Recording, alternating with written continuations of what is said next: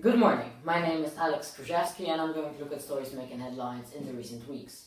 Let's start with two articles, one from The Economist entitled Hope for the Trees and the other one from The Guardian, No Plan B for Climate Change Without Forests.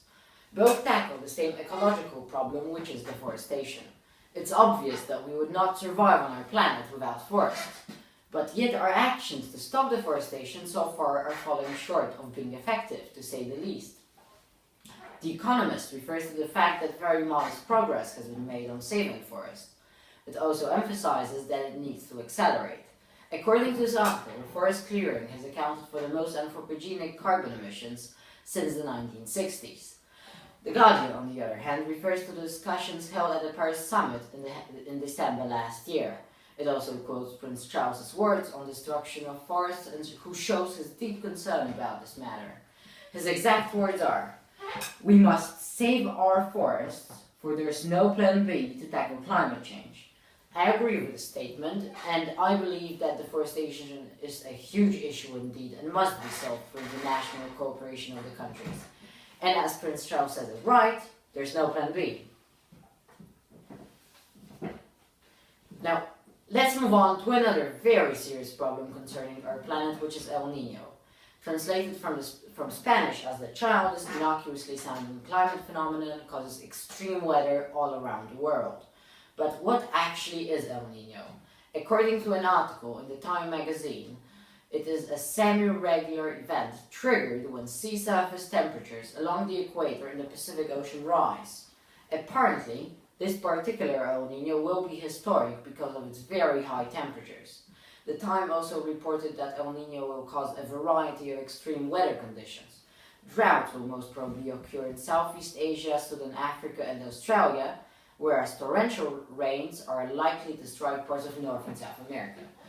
I reckon it's extremely hard not to have a doom and gloom scenario when facing such a problem, and I just hope that none of its effects will strike Poland.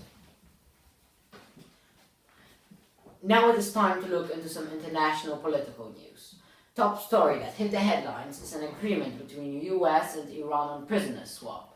After fraught and turbulent negotiations, both parties have reached an agreement.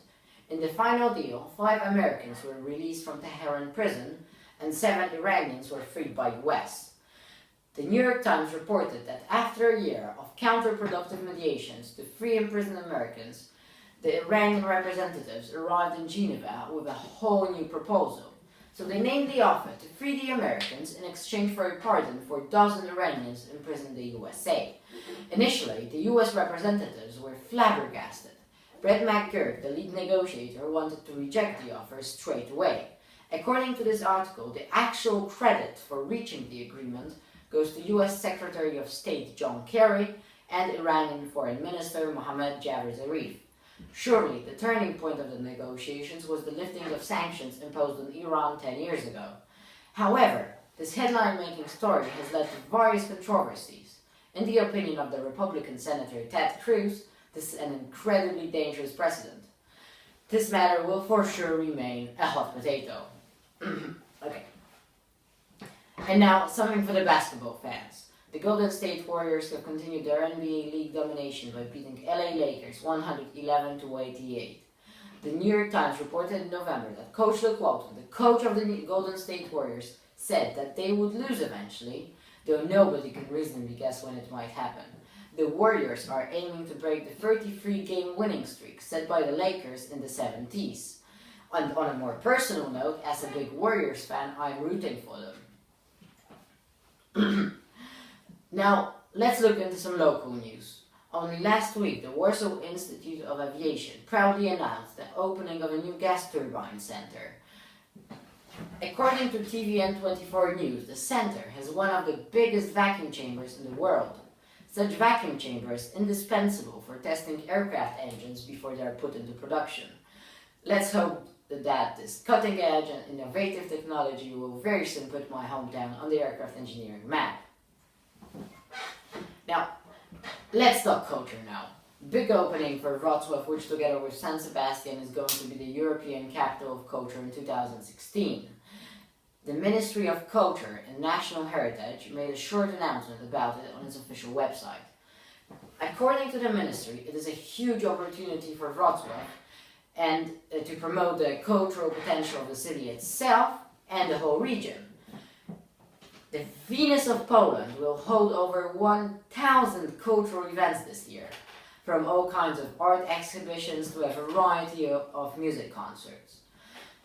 Quoting the mayor of Wrocław himself, this may be the most important year in Wrocław's post-war history. I reckon it is a huge honor for Wrocław, and I hope I will be able to participate in some of the upcoming events. Thank you very much for your attention. Join me for another press review soon.